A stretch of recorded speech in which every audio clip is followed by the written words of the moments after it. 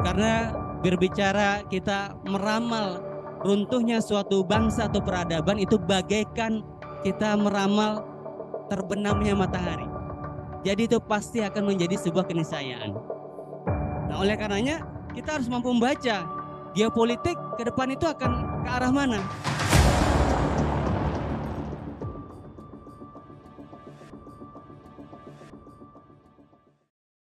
Selanjutnya saya masuk dulu ke Saudara Abdiraya untuk memberikan tanggapan. Dipersilakan.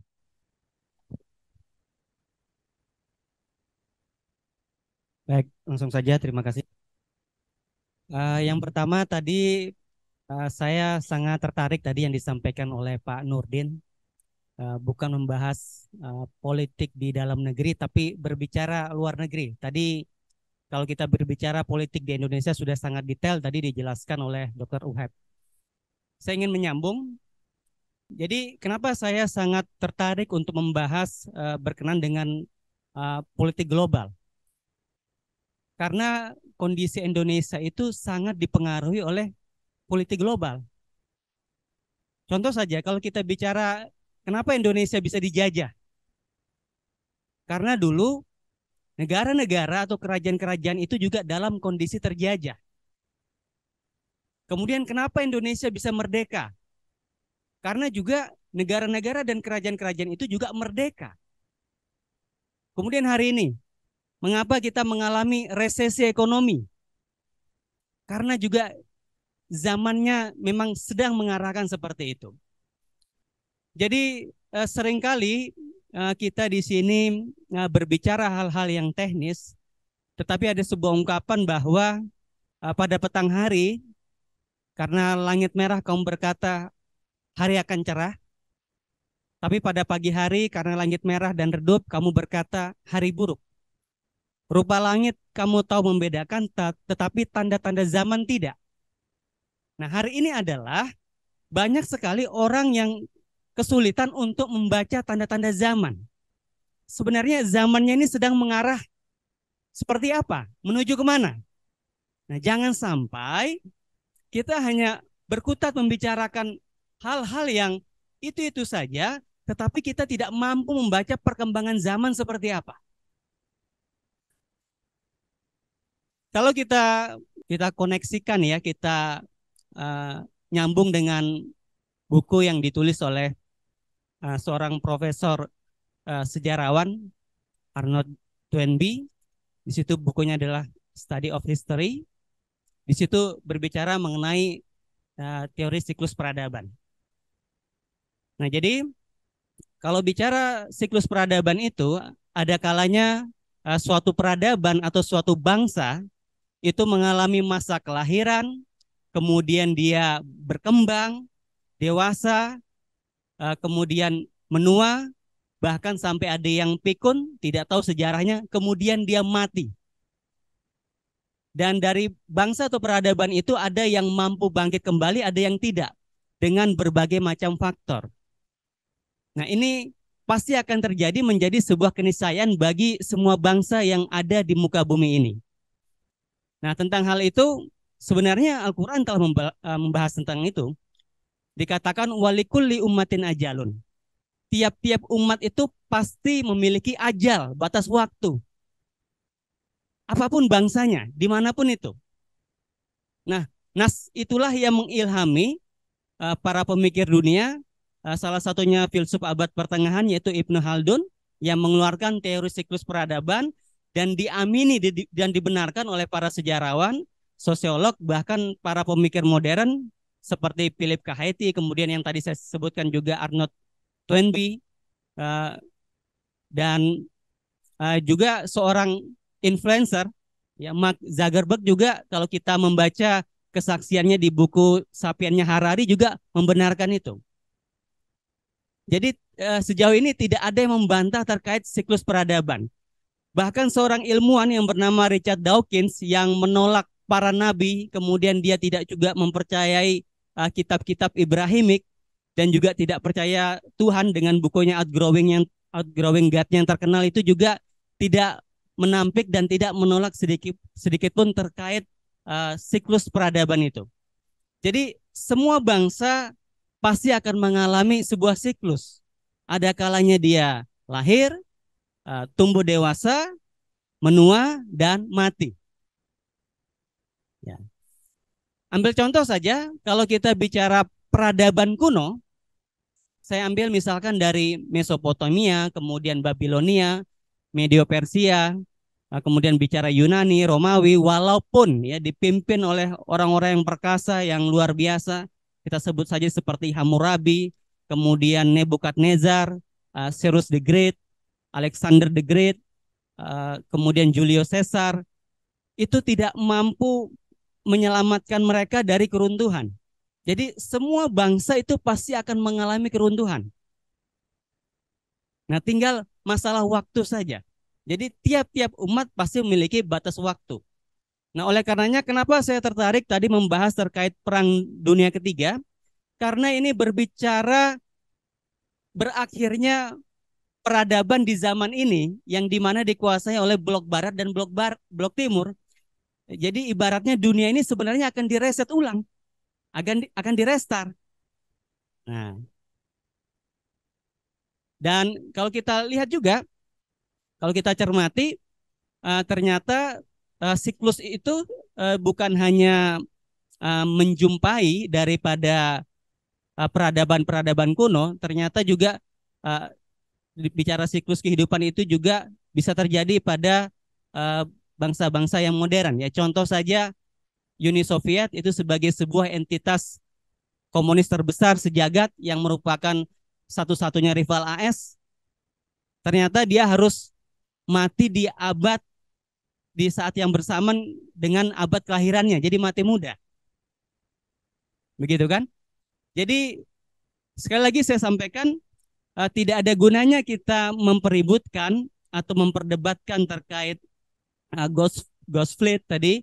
Ada yang pro dan kontra terkait bubarnya negara-negara saat ini pada paruh pertama abad ini, atau mungkin kita juga memperdebatkan buku Bagaimana Demokrasi Mati yang diunggah oleh Anies Baswedan, karena berbicara kita meramal runtuhnya suatu bangsa atau peradaban itu bagaikan kita meramal terbenamnya matahari.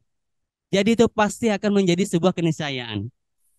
Nah, oleh karenanya kita harus mampu membaca geopolitik ke depan itu akan ke arah mana.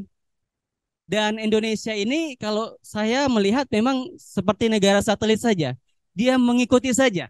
Jadi dia bukan sebagai center, dia sebagai yang hanya mengikuti saja. Nah, oleh karenanya kita harus pandai membaca zaman. Ini zamannya menuju kemana? Ya,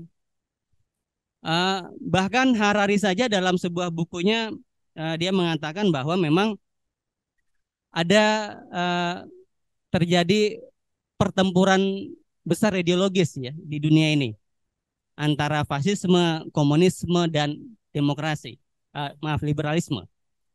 Kemudian dari pertempuran itu dimenangkan oleh liberalisme.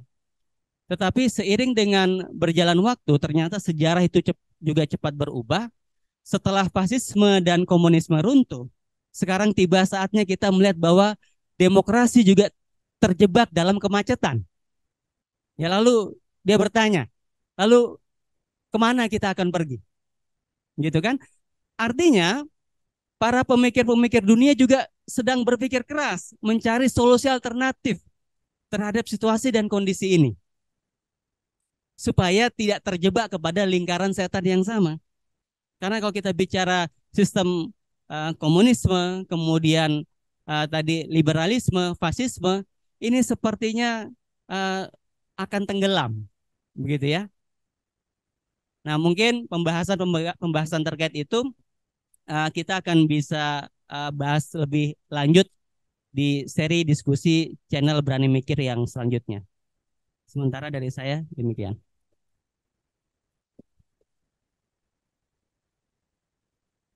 Ya, oke, baik.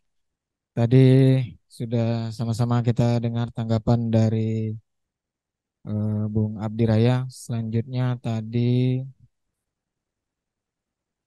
pertanyaan, ya, pertanyaan kepada Prof. Denny, masih relevankah kita mengadopsi apa yang dicontohkan Muhammad dulu dalam membangun sebuah peradaban? Ya, mungkin pada Prof. Denny, cek suara.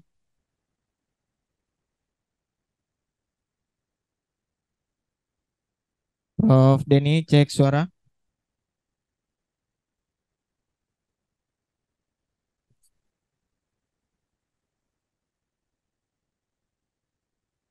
Cek suara, Prof. Denny.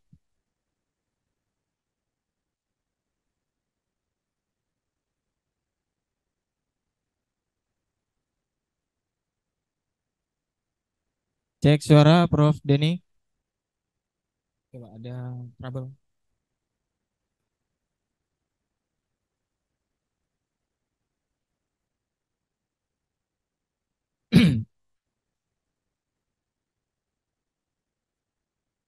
Ya, masuk. Nah. Ya, mungkin dari video conference ada yang mau bertanya, dipersilakan. Silakan yang lewat video conference, lewat Zoom.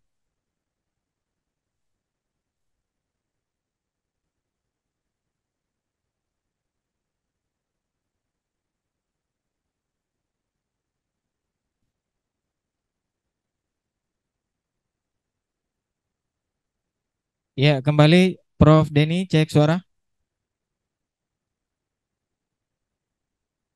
Ya. Oke, baik.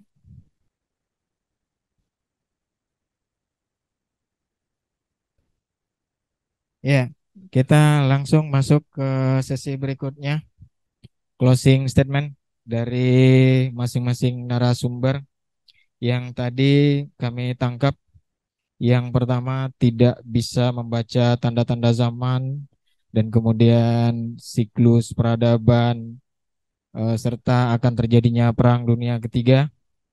Dan juga tadi Indonesia dikatakan bahwa Indonesia saat ini sudah monopause, yang secara bahasa kalau kita lihat orang yang sudah monopause itu tidak bisa melahirkan lagi. Dan ini kita berbicara generasi pelanjut dari negeri ini. Dan kemudian tadi juga disampaikan bahwa revolusi mental tidak berjalan. Ya, mungkin kita minta dari masing-masing narasumber closing statement. Kita awali dari Dr. Uhaib dulu. Dipersilakan.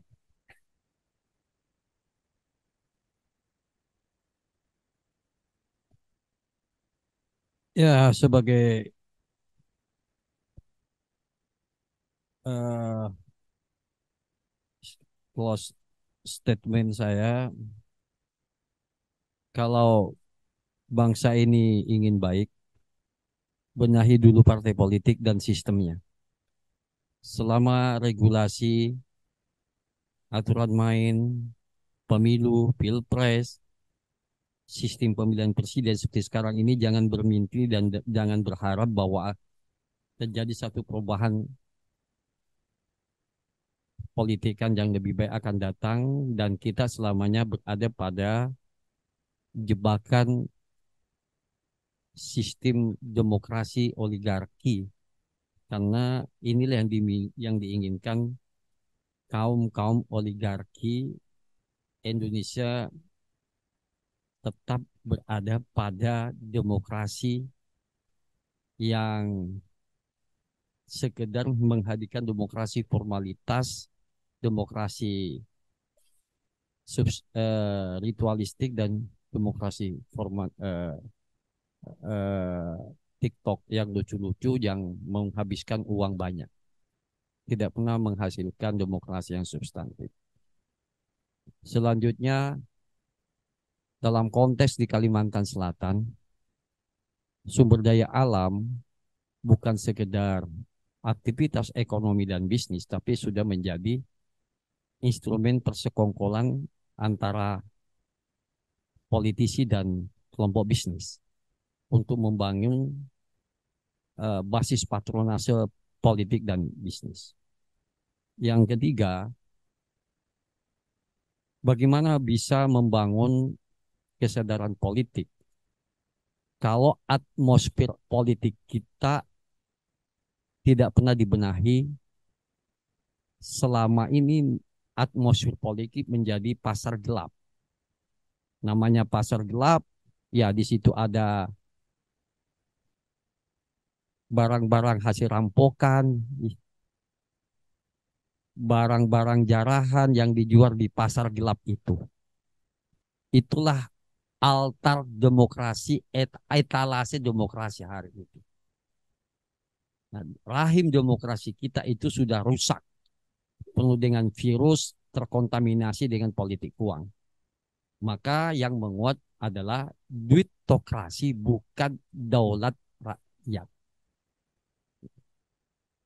Lembaga-lembaga pendidikan seharusnya juga memiliki komitmen dan konsep, khususnya memberikan bekal kepada mahasiswa, melahirkan satu kritisisme mahasiswa sebagai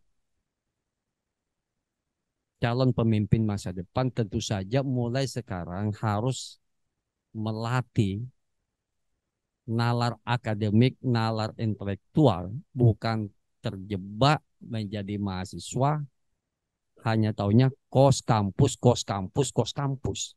4 tahun lulus. Tanpa mengasah ide gagasan. Bukankah negara ini lahir dari pertengkaran dan perkelahian ide, konsep, dan gagasan para pendiri negara ini? Bukan lahir dari pinggiran jalan, tapi lahir dari otak-otak yang cerdas. Lahir dari ide-ide besar. Bagaimana kita berharap dapat ikan kakap kalau pancing kita pancingnya ikan teri? Itu tidak mungkin. Jadi think globally, act locally. Nah, di mahasiswa harus, dalam Al-Quran disebut wal tanzur nafsum ma qaddamat ligadin. Student today, leader tomorrow. Tentu saja harus banyak belajar, berdiskusi, dan memiliki kegelisahan intelektual. Bukan menghabiskan waktu nonton TikTok dan menghabiskan waktu di kafe yang nggak jelas. Terima kasih. Mudah-mudahan diskusi kita ini memberikan resonansi intelektual di pagi sore hari ini dan menjadi virus intelektual bagi seluruh pemirsa dari Sabang sampai Merauke yang digelar oleh kelompok diskusi berani bicara kerjasama dengan UHAIP Center of Asia. Terima kasih sahabat-sahabatku dimanapun Anda berada. Teriring salam sejahtera dan doa, mudah-mudahan Allah Subhanahu wa Ta'ala memberikan kesehatan dan ridha kepada kita semua. Wassalamualaikum warahmatullahi wabarakatuh. Yes, berikutnya closing statement dari Bung Abdi Raya. Dipersilakan.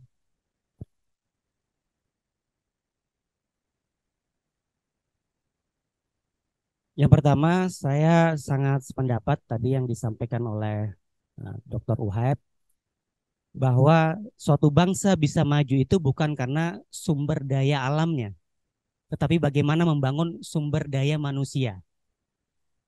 Tetapi juga perlu dievaluasi. Jadi akar permasalahan daripada penyebabnya baik krisis akhlak, moral, kemudian berlanjut kepada krisis peradaban itu adalah bagaimana tidak seimbangnya ketiga kecerdasan yang ada pada manusia. Yang saya maksud adalah jangan sampai bagaimana terkait kita membangun itu hanya kecerdasan intelektualitas saja. Tetapi yang dilupakan adalah bagaimana membangun kecerdasan secara spiritualitas. Nah, tentunya yang saya maksud terkait kecerdasan spiritualitas ini bukan hanya sekedar pergi ke rumah-rumah ibadah kemudian membaca-baca doa, bukan seperti itu. Karena kita bisa lihat ada oknum yang mengatasnamakan agama justru melakukan perbuatan yang tidak terpuji. Katakan Ustadz mencabuli santrinya, ya kan? Kemudian ada Menteri Agama juga mengkorupsi dana untuk pengadaan Al-Quran. Itu kan luar biasa itu. Bahkan juga di saat kondisi susah juga bansos, dana bantuan sosial juga masih dikorupsi. Jadi pentingnya bagaimana menyeimbangkan ketiga kecerdasan, yaitu intelektualitas, emosional, dan spiritualitas. Kemudian yang selanjutnya, saya juga ingin menyampaikan bahwa ada beberapa faktor yang menyebabkan sebuah peradaban itu hancur. Saya persingkat saja. Yang pertama, yaitu terjadinya ketidakadilan. Adanya jurang yang lebar antara si kaya dan si miskin. Dan itu bisa akan lebih tajam lagi nanti jika terjadi resesi ekonomi di tahun 2023. Jika disparitas itu sangat nampak, maka akan terjadi kerusuhan, demonstrasi, kemudian juga bagaimana tingkat kriminalitas tinggi, dan akhirnya itu akan berdampak kepada pemberontakan. Nah, itu yang membuat sebuah peradaban bisa musnah. Kemudian yang selanjutnya juga hancurnya peradaban itu terjadi karena adanya perang besar, tadi sudah sama-sama kita bahas, dan adanya sebuah bencana alam yang begitu dahsyat. Nah, bagaimana kalau kita bicara Indonesia sendiri berpotensi terkena megatrust di Selat Sunda. Dan kalau kita bicara dunia, dengan adanya pemanasan global itu membuat terjadinya perubahan iklim. Sehingga apa yang terjadi? Debit air itu berkurang. Akan ada negara-negara yang tenggelam. Ya, kutub utara mencair, debit air berkurang, sehingga setelah kami di sini juga bergaul dengan beberapa ahli, di situ beliau mengatakan bahwa ke depan itu salah satu penyebab terjadinya krisis pangan adalah tanaman-tanaman dalam kategori C3 yang dimaksud di sini kedelai, gandum, kemudian juga padi itu sulit tumbuh karena itu adalah kategori tanaman-tanaman yang membutuhkan banyak air. Seharusnya ke depan ini lebih banyak dikembangkan tanaman pangan alternatif. Dalam hal ini yang jenisnya adalah C4 yang tidak membutuhkan banyak air. Tetapi bisa jadi ini belum menjadi perhatian sehingga walaupun sudah ada upaya dari pemerintah untuk menangkal terjadinya krisis pangan itu dengan dibangunnya food estate di berbagai daerah, tetapi jika tidak diperhatikan terkait dampak daripada pemanasan global, terjadinya perubahan terhadap iklim, terhadap tekstur tanah, terhadap bagaimana tersedianya air, maka tidak menutup kemungkinan maka krisis pangan itu akan terjadi. Padahal itu merupakan kebutuhan pokok daripada umat manusia. Saya tutup statement saya dengan menyampaikan sebuah falsafah Jawa yang saya pikir penting untuk menjadi perenungan bagi kita bersama.